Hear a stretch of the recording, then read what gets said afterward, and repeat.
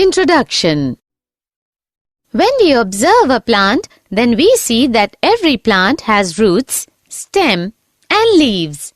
Plants also have flowers and fruits. We have already discussed characteristics, types, modifications, and functions of roots. Now we will study stem. Objectives. At the end of this lesson, you'll be able to find out characteristics of stem, study types of stems, identify modifications of reduced stems, find out underground modifications of stems, study subaerial modifications of stems, study aerial modifications of stems, study special modifications of stems, and understand functions of stems. Stems. The stem is the ascending part of the axis, bearing branches, leaves, flowers, and fruits. Stem is generally green when young, and later often become woody and dark brown. A stem is one of two main structural axes of a vascular plant. It develops from the plumule of the embryo of a germinating seed. In most plants, stems are located above the soil surface, but some plants have underground stems as well. The stem is normally divided into nodes and internodes.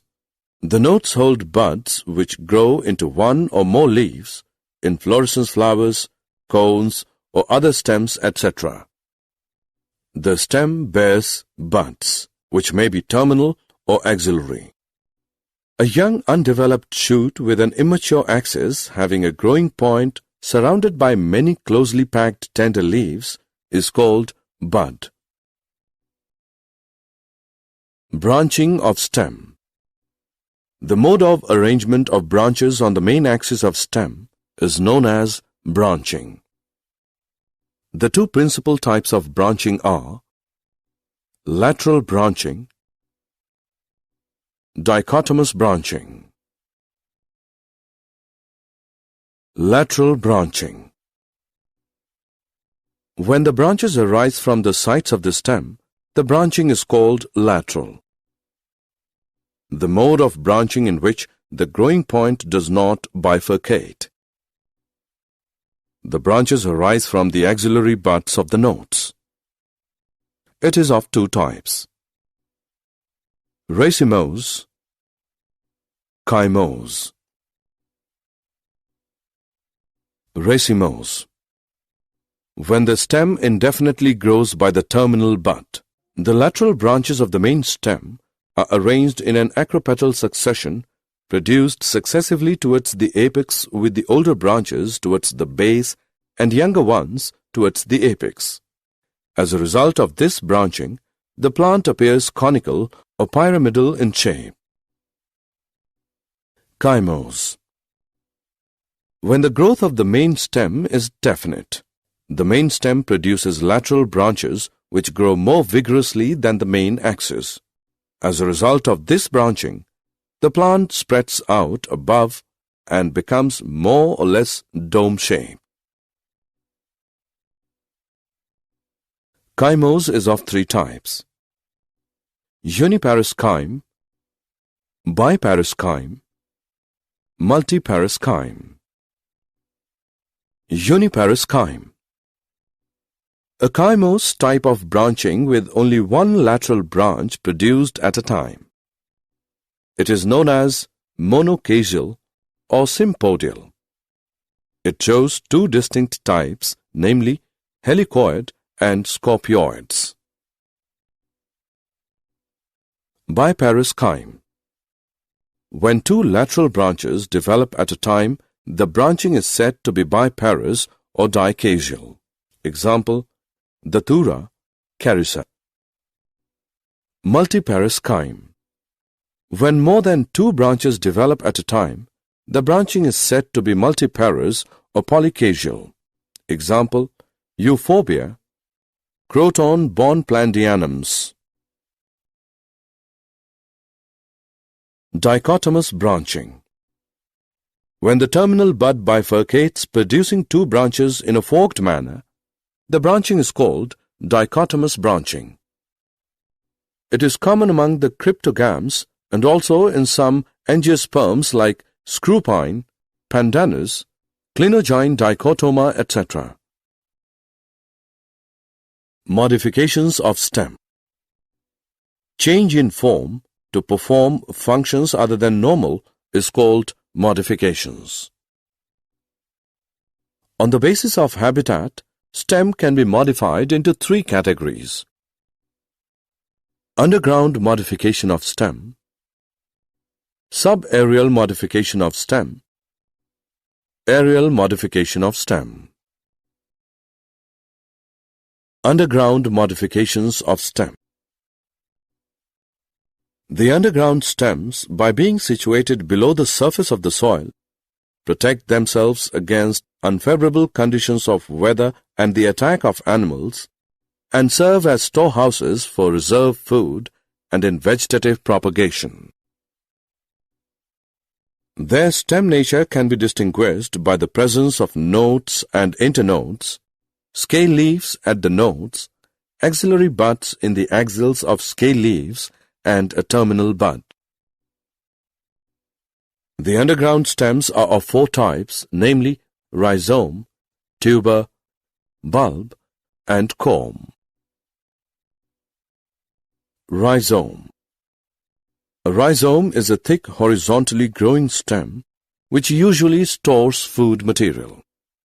It has nodes and internodes, scale leaves, axillary buds, adventitious roots, and a terminal bud. Scale leaves enclosing the axillary buds are seen arising from the nodal points of the stem. Roots develop from the lower surface of the rhizome. Example: ginger, turmeric. Tuber. Tuber is a swollen end of an underground branch which arises from the axil of a lower leaf, which grows horizontally outwards in the soil. Each tuber is irregular in shape due to the deposition of food materials, starch. On the surface of each tuber, many leaf scars are seen. These leaf scars are the impressions of fallen scale leaves. Each such leaf scar encloses an axillary bud. A leaf scar with an axillary bud is called an eye. These eyes of potato are capable of producing new plants by vegetative propagation. Example: potato. Bulb.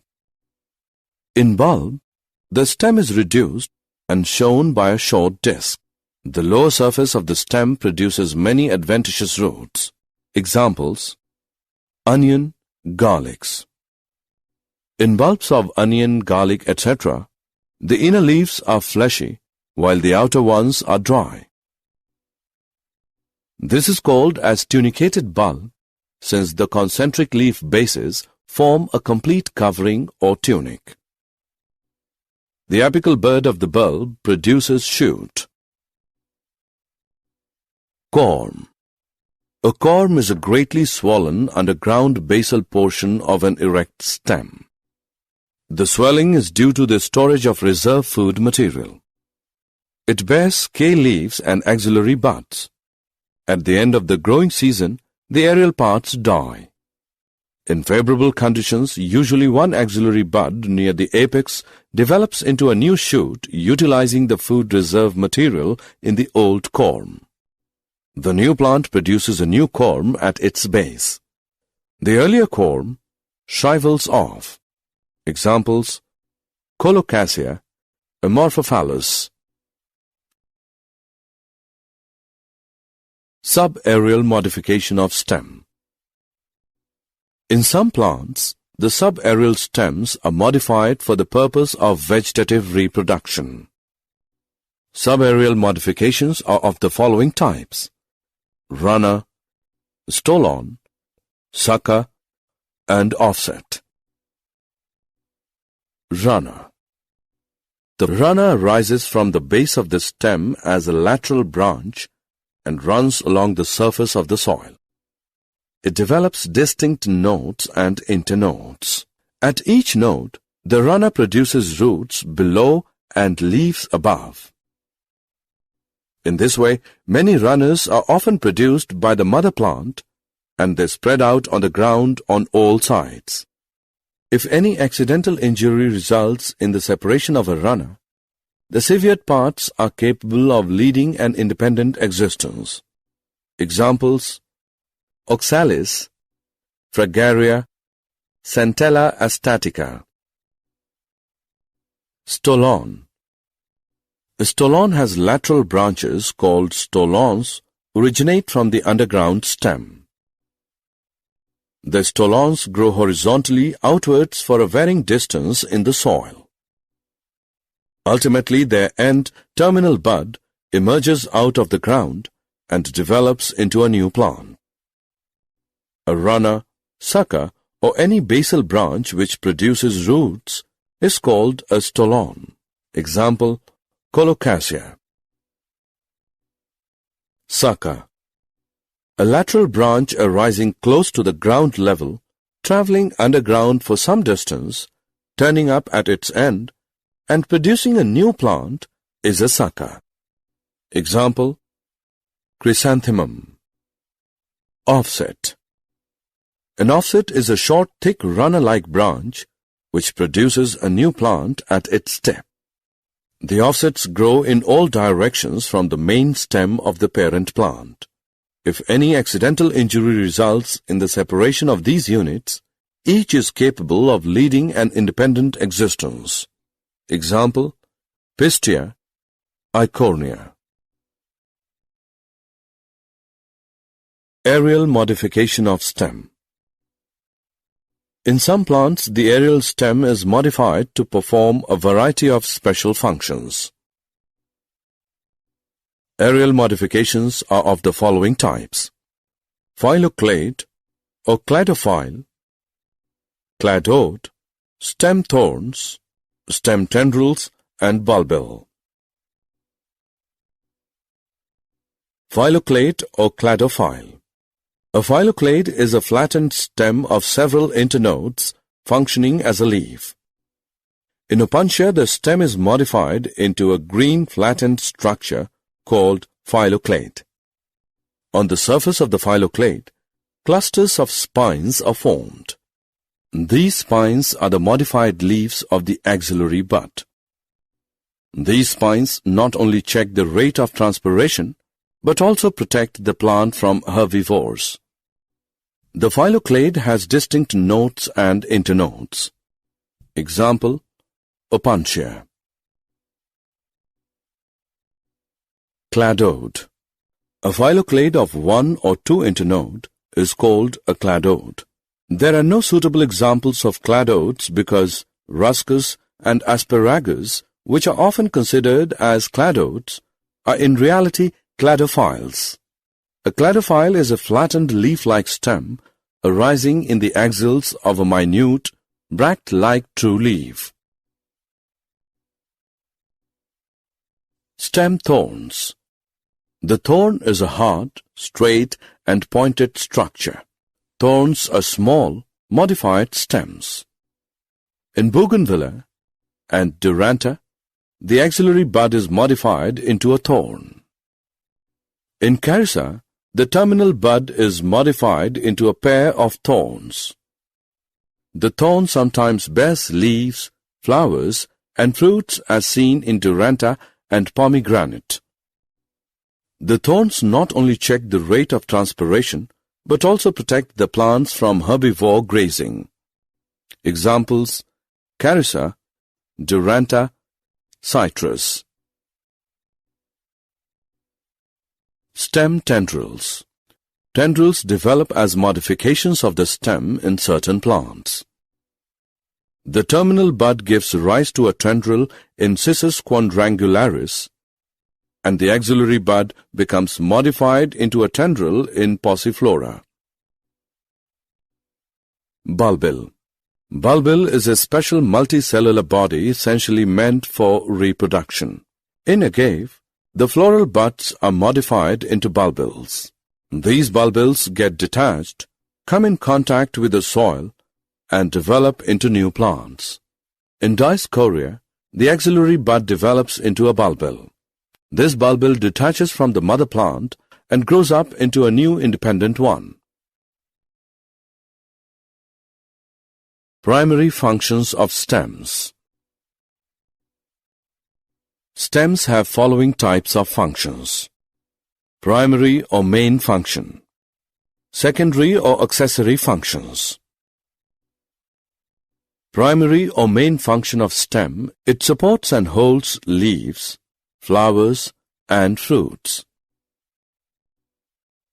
The stem conducts the water and minerals from the roots to leaves, flower, and fruits. The leaves are borne on stem in such a fashion that they are able to carry on the important function efficiently, like receiving sunlight and gaseous exchange. The stem bears flowers and fruits in position to facilitate the processes of pollination and fertilization. Secondary functions of stems. Perenation. The underground stems, as in zingiber, curcuma, and Dryopteris, help the plants to overcome the unfavorable conditions. Storage of food. Food is stored in parenchymatous cells, and underground stems like Solanum tuberosum, Colocasia, ginger. As climbers, the stems may be modified into tendrils, hooks, thorns, etc. to climb like Passiflora, Bougainvillea, and Vitis vinifera. Photosynthesis. When stem is modified into phylloclade and cladode like in Opuntia, Asparagus, and Ruscus, young leaf-like flattened stems help in photosynthesis. Secondary functions of stems. Vegetative propagation.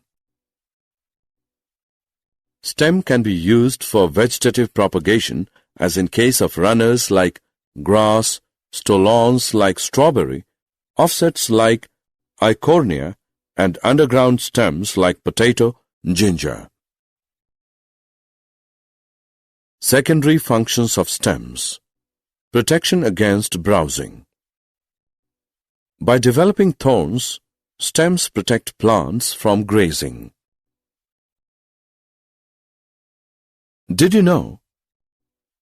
Woody climbers or twiners are known as liana. Thickened part of aerial stem is known as pseudobulb, and it stores water and other reserves in orchards. In banana suckers are known as sword suckers. Summary. Let us summarize what we have learned. The shoot system is differentiated into stem, leaves, flowers, and fruits. The basic morphological features of stem are presence of nodes and internodes, multicellular hair. The stem is positively phototrophic. The stem also gets modified to perform various functions such as storage of food, vegetative propagation, and protection.